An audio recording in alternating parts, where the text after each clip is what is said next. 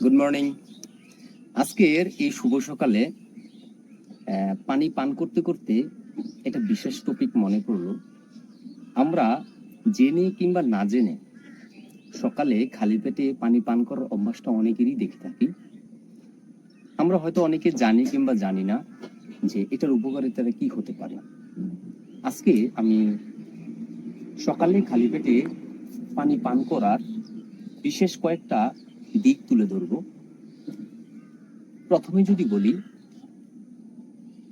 যারা সকালে খালি পেটে প্রয়োজন মতো, এটা হতে পারে 1 গ্লাস বা 2 গ্লাস, যাই হোক, এটার উপকারী দিক কি কি পেতে পারেন।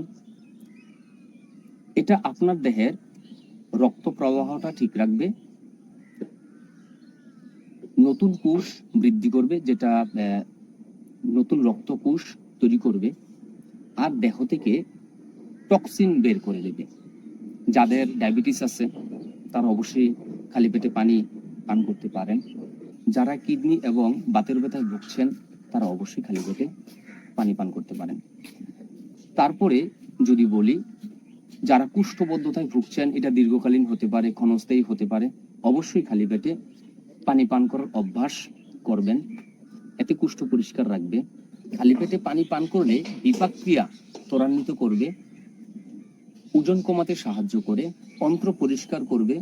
আর পরিশেষে বলবো, যাদের মাইগ্রেনের সমস্যা আছে বা যারা ভুগছেন অবশ্যই খালি পেটে পানি পান করবেন। এটা যারা এখনো অভ্যস্ত হননি, কম বেশি পানি পান করে অভ্যস্ত হয়ে নেবেন। খালি পেটে পানি পান করলে আপনার সারাদিনে যতই কর্মব্যস্ততার সময় কাটুক না কেন, যদি সারাদিনে তেমন সময় নাই পান, কিছু না কিছু ব্যাকআপ তো পাবেন। ভালো থাকুন,